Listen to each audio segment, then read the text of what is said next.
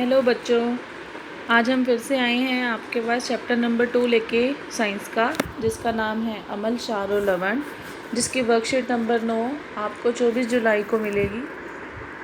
और उसके अंदर क्या है आइए देखते हैं। इसके अंदर है अमल, क्षारक एवं लवण, अमल के साथ धातु कार्बोनेट एवं हाइड्रोजन कार्बोनेट की अभिक्रियाएं। हम यहाँ ध्यान से देख सकते हैं कि धातु कार्बोनेट का अम्ल के साथ जब अभिक्रिया हो रहा है तो लवण बन रहा है और कार्बन डाइऑक्साइड और जल। जैसे कि उसने धातु कार्बोनेट में क्या लिया है, सोडियम कार्बोनेट, अम्ल में क्या लिया है, हाइड्रोक्लोरिक अम्ल, लवण क्या बना है, NaCl, कार्बन डाइऑक्साइड और जल। अम्ल दूसरी रिएक्शन दी है अम्ल के साथ धातु हाइड्रोजन कार्बोनेट की।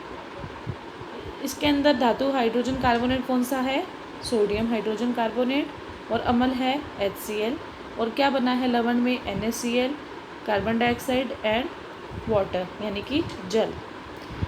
इस अभिक्रिया में क्या हुआ है, बहुत ही बुदबुदाहट के साथ कार्बन डाइऑक्साइड गैस निष्कासित हो रही है। अभी तक हमने जितनी भी रिएक्शंस पहले पढ़ी हैं एसिड बेसिस वाले चैप्टर में या फिर ये लवण और क्षार वाले चैप्टर में अम्लों के साथ, हमने देखा था हाइड्रोजन गैस निकल रही थी। यहाँ पर कौन सी गैस है, कार्बन डाइऑक्साइड गैस। अगर गैस अलग अलग है तो उनके परीक्षण भी अलग अलग होंगे, उनके टेस्ट भी अलग होंगे। उनका परीक्षण करने के लिए हमने क्या किया था, हाइड्रोजन गैस के परीक्षण करने के लिए हम उसके पास एक जलती हुई मोमबत्ती लेके गए थे, जो पॉपअप ध्वनि के साथ या फटफट की ध्वनि के साथ आवाज़ आती है, जिसकी वजह से हमें पता लगता है कि कौन सी गैस निकल रही है, हाइड्रोजन गैस। अब जो कौन सी गैस निकल रही है, कार्बन डाइऑक्साइड गैस। इस गैस के लिए परीक्षण अलग है। वो क्या है, हम चूने का पानी लेंगे, हम लैब में बनाते हैं चूने का पानी। किससे बनाते हैं, अघुलनशील कैल्शियम कार्बोनेट बनाने के लिए करेंगे। क्या होगा, कैल्शियम हाइड्रोक्साइड लेंगे, कैल्शियम हाइड्रोक्साइड को पानी में घोलेंगे और उससे फिल्टर करके हम एक बिल्कुल साफ़ पानी तैयार करेंगे कैल्शियम हाइड्रोक्साइड का, और उसमें से क्या निकालेंगे, पास करेंगे कार्बन डाइऑक्साइड, जो कि क्या बनाएगी, अघुलनशील कैल्शियम कार्बोनेट बन जाएगा उसके अंदर, जिसकी वजह से उसका रंग कैसा हो जाएगा, दूधिया रंग का हो जाएगा। और अब इसी सॉल्यूशन में से, इसी विलयन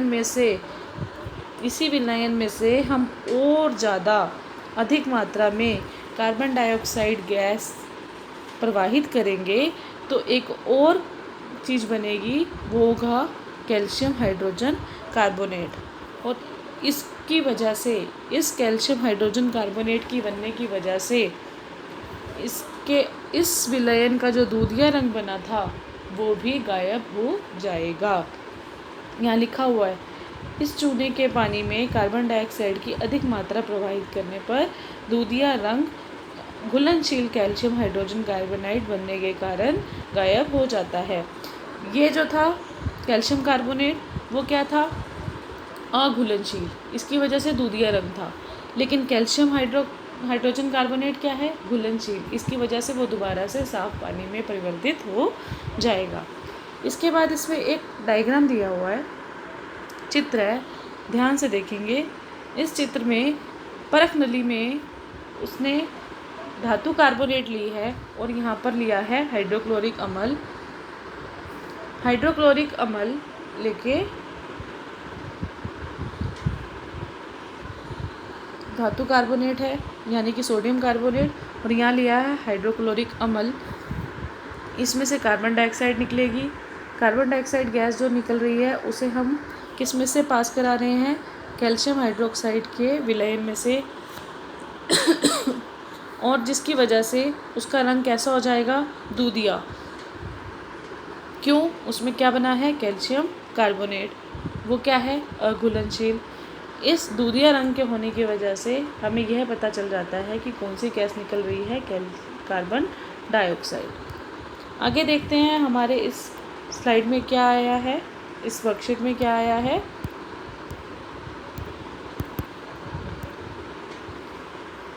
हमने इसके अंदर और लिखा है कि अम्लों की जो कार्बोनेट के साथ अभिक्रियाएं होती हैं वो किस प्रकार होती हैं और कैसे होती हैं। अगर हम धातु चेंज कर दें, वहाँ पर हमारा धातु था सोडियम, यहाँ पर हमने लिया है मैग्नीशियम और यहाँ लिया है धातु कैल्शियम, दोनों के कार्बोनेट है, चाहे हाइड्रोजन कार्बोनेट हो, एक ही बात है। अब हम जो ध्यान देने वाली बात है, यहाँ पर हमने अम्ल लिया है हाइड्रोक्लोरिक अम्ल और यहाँ लिया है सल्फ्यूरिक अम्ल। हाइड्रोक्लोरिक अम्ल और सल्फ्यूरिक अम्ल, जैसा अम्ल लेंगे वैसा ही उत्पाद बनकर आएगा। जैसे कि हाइड्रोक्लोरिक अम्ल लिया था तो क्लोराइड बना और सल्फ्यूरिक अम्ल लिया था तो सल्फेट बना। मैग्नीशियम था, धातु वही रही, मैग्नीशियम क्लोराइड बन गया, कैल्शियम सल्फेट बन गया। दोनों के अंदर अतिरिक्त जो उत्पाद बने हैं वो क्या हैं? जल और कार्बन डाइऑक्साइड गैस। समझ में आ गई? ये ज़रूर ध्यान से देखिएगा कि जौन सा अम्ल लेंगे वैसा ही उत्पाद बन के आएगा। हाइड्रोक्लोरिक तो क्लोराइड, सल्फ्यूरिक अम्ल तो सल्फेट। इसके बाद हम ध्यान से देखेंगे जो रिएक्शन अभी बता रही है, अभी क्रिया बताई है हमने, जिसके अंदर वो दूधिया रंग का बना देते हैं, वो आपको दिखाया गया है यहाँ पर। ध्यान से देखिए, जब भी कोई धातु, मेटल यानी कि धातु घुल जाती है, अब यहाँ पर देखो एफरवेसेंस आती है। एफरवेसेंस बुदबुदाहट बताई थी अभी आपको, आती है। द गैस, जो गैस बनती है वो किस रूप में बनती है? वाइट प्रेसिपिटेट्स, इसको बोलते हैं अवक्षेप। क्या बोलते हैं? अवक्षेप। आपने पहले चैप्टर में अवक्षेपण अभिक्रिया पढ़ी होगी। वही अवक्षेप यहाँ पर सफ़ेद रंग के बन जाते हैं, दिखाई दे रहे हैं आपको। सबसे पहले हम क्या करते हैं?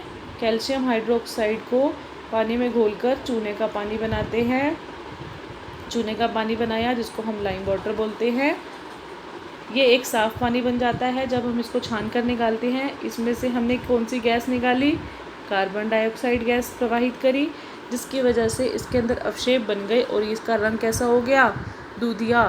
दूधिया रंग होने की वजह से हमें पता चलता है कौन सी गैस निकली है इसमें से? Carbon dioxide gas. ओके। इसके बाद हमने अभी तक जितने भी धातुओं के और अम्लों के रिएक्शन पढ़े हैं वो बता रहे हैं। अम्ल के जो रिएक्शन हैं कौन कौन से हैं? अम्ल का रिएक्शन यहाँ पर सबसे पहले मेटल्स के साथ यानी धातुओं के साथ, धातु के साथ जब अम्ल मिलता था तो लवण बनता था और हाइड्रोजन गैस निकली है। और इसका परीक्षण कैसे करा था हमने? पॉपअप साउंड वाला करा था, यानी कि वो फटफट ध्वनि वाला।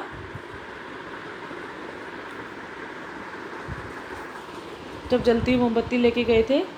अब जो धातु का कार्बोनेट के साथ जो हमने आज पढ़ा है वो है, इसमें भी लवण बना है, जल बना है, कार्बन डाइऑक्साइड गैस। इसका परीक्षण आपको अभी बताया, चूने के पानी वाला।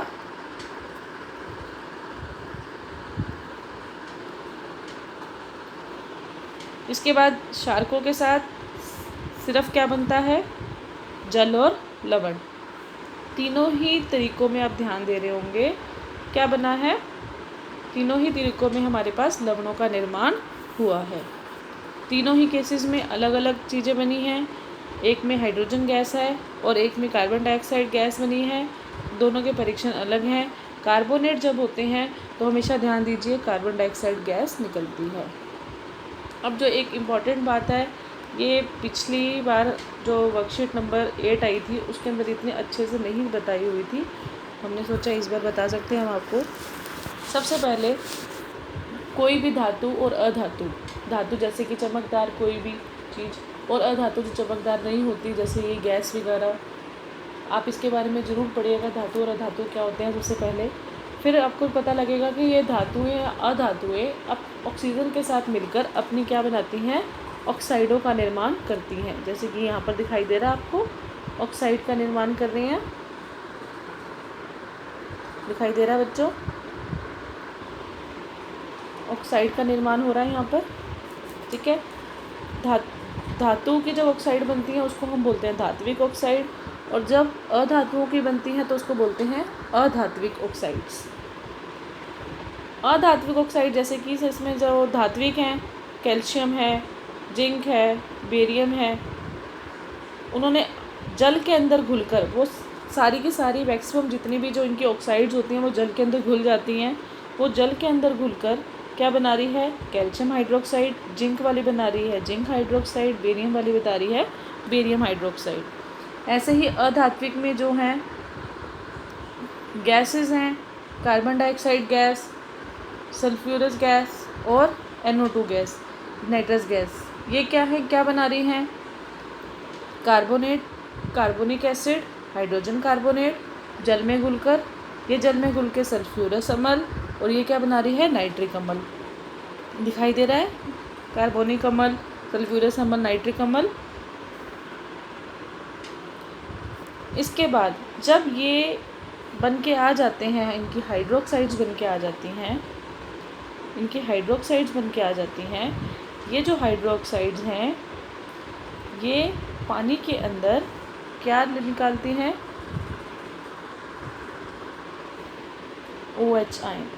क्या बनाती है, OH आयन निर्माण करती हैं, जिसकी वजह से इनका जो pH का मान है वो 7 से ज़्यादा हो जाता है और ये क्या कहलाती हैं, क्षारकीय। और यहाँ पर जब ये अधात्विक ऑक्साइडें, हाइड्रोक्साइड जब जल के विलयन में जाती हैं, जल के विलयन में ये H आयनों का निर्माण करते हैं। दिखाई दे रहा है H आयन, ये H आयनों का निर्माण करेंगे, जिसकी वजह से इनका pH का मान क्या हो जाएगा, 7 से कम, और ये क्या बन जाएंगी, अम्लीय प्रकृति में। यहाँ पर OH इसकी वजह से था, दिखाई दे रहा है आपको। अगर आप ध्यान देंगे तो क्वेश्चन आता है, बहुत इंपॉर्टेंट क्वेश्चन होते हैं ये, कि धात्विक ऑक्साइड क्षारकीय प्रवृत्ति की क्यों होती हैं, या अधात्विक ऑक्साइड्स अम्लीय प्रकृति की क्यों होती हैं। इसके लिए आप ये फ्लो चार्ट भी ध्यान रख सकते हैं और आसानी से बना सकते हैं और अच्छे से आंसर लिख सकते हैं। इसके बाद जो आज के क्वेश्चन हैं आपके, इसके अंदर एक बात जो इम्पोर्टेंट दी हुई थी वो ये थी कि जो कैल्शियम कार्बोनेट के विभिन्न प्रकार कौन कौन से हैं। कैल्शियम कार्बोनेट जो होता है आपका, जो मार्बल पत्थर, चूना पत्थर जो होता है, और इसके अंदर मिलता है आपका, और जो अंडे का छिलका होता है उसके अंदर भी कैल्शियम कार्बोनेट होता है, वो कैल्शियम कार्बोनेट का बना होता है। इसके अलावा सीप जो होती है वो कैल्शियम कार्बोनेट का स्रोत होती है, वो भी वहीं उसमें पाया जाता है। यहाँ पर सबसे पहला जो हमारा प्रश्न है वो क्या है, निम्नलिखित रासायनिक अभिक्रियाओं के समीकरण लिखिए। समीकरण लिखने के लिए सबसे पहले आपको पता है कि यहाँ क्या है, मैग्नीशियम कार्बोनेट और HCl, धातु कार्बोनेट, धातु हाइड्रोजन कार्बोनेट, दोनों ही एक ही अम्ल हैं, तो दोनों के अंदर हमारा जो लवण बनेगा एक जैसा बनेगा।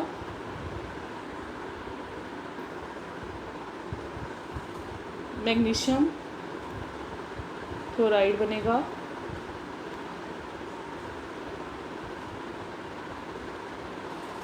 कार्बन डाइऑक्साइड गैस निकलेगी और जल निष्कासित होगा। ठीक है, कार्बन डाइऑक्साइड गैस निकलेगी और जल निकलेगा।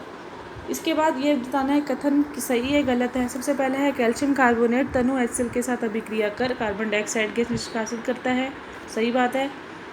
दूसरा है कार्बन डाइऑक्साइड गैस चूने के पानी में प्रवाहित करने पर वह दूधिया हो जाता है, बिल्कुल हो जाता है। चूना पत्थर एवं संगमरमर कैल्शियम कार्बोनेट के विविध रूप हैं, बिल्कुल हैं। उपरोक्त सभी कथन सही हैं, बिल्कुल सही है, इसीलिए आप D वाला पार्ट चुनेंगे इसके अंदर, क्योंकि ऊपर के सारे सही हैं। इसके बाद है जब अम्ल धातु कार्बोनेट या धातु हाइड्रोजन कार्बोनेट के साथ अभिक्रिया करता है, जो आज पड़ी है, तो लवण कैसे, क्लोरिक अम्ल होगा तो क्लोराइड, और अगर सल्फ्यूरिक अम्ल होगा तो सल्फेट। ये आपको पहले भी बताया मैंने आपको। तो लवण बन जाते हैं गैस कौन सी बनती है, कार्बन डाइऑक्साइड गैस, और उत्पाद कौन सा बनता है, जल। उसके अंदर आपको एक उत्पाद और गैस का नाम बताना है, आप इन तीनों में से एक चुनेंगे। आपको मैंने अभी आंसर दे दिया है एक तरह से, फिर भी आप बताएंगे ये है, ये है, ये है। ए भी हो सकता है, बी भी हो सकता है, सी भी हो सकता है, आप बताएंगे कौन सा सही है। ठीक है, इसके अगला क्वेश्चन है, किसी कार्बोनेटेड शीतल पेयजल लिम्का या कोक की बोतल को तेज़ी से हिलाने पर कुछ बुलबुले बनते हैं और फिर गायब हो जाते हैं। बुलबुलों के बनने और फिर गायब होने का कारण स्पष्ट कीजिए। अब आप देखिए कि बुलबुले क्यों बनेंगे। आपको पता है कि ये मिश्रण है किसका, गैस और ये मिश्रण है, कौन सा, मिक्स सॉल्यूशन बोलते हैं या विलयन बोलते हैं, गैस और जल का।